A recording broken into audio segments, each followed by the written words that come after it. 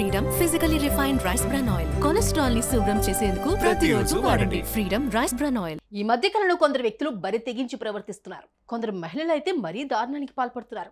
అభం శుభం తెలియని పసి పిల్లలను ఆసరాగా చేసుకుని చేయకూడని పనులు చేస్తున్నారు. ఇదిగో ఈ మహిళ కూడా అచ్చం ఇలాగే చేసింది. ఏకంగా నడి రోడ్డుపై 15 ఏళ్ల బాలుడిని ఆ విధంగా చేస్తూ అడ్డంగా దొరికిపోయింది. ఈ దృశ్యాలన్నీ అక్కడే ఉన్న సీసీ కెమెరాలో రికార్డ్ అయ్యాయి. ఇదే వీడియో ఇప్పుడు సోషల్ మీడియాలో వైరల్గా మారుతోంది. ఇందుకు ఈ అక్కాయి ఆ 15 ఏళ్ల బాలుడిని ఏం చేసింది, ఈ ఘటనలో అసలు ఏం జరిగిందో తెలుసుకోవాలనుందా? మరి ఇంకెందుకు ఆలస్యం, వెంటనే ఈ వీడియోను చూసేయండి.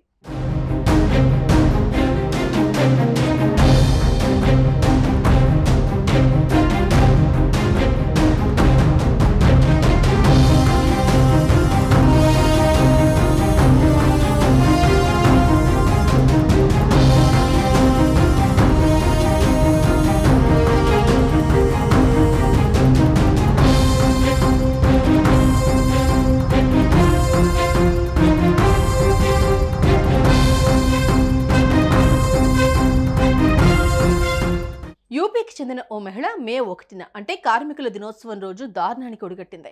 గ్రేటర్ నోయిడాలో ఓ 15 ఏళ్ల పిల్లాడు తన తండ్రికి చెందిన రెస్టారెంట్ వద్ద నిల్చునున్నాడు.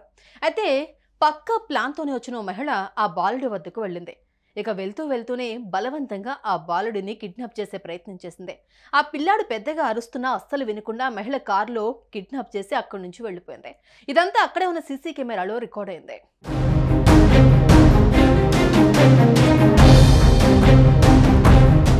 ఇక ఉన్నట్టుండి తన కుమారుడు కనిపించకపోవడంతో ఆ తండ్రి కంగారు పడ్డాడు.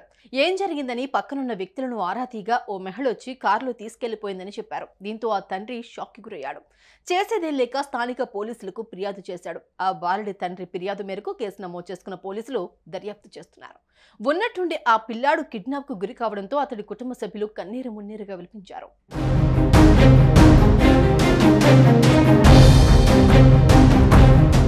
చూసారుగా ఈ మహిళ నడి రోడ్డుపై ఎంతకు తెగించిందో. ఈ దుర్మార్గులు డబ్బులకు ఆశపడే ఆ బాలుడిని కిడ్నాప్ చేసి ఉంటారని స్థానికులు అనుమానిస్తున్నారు.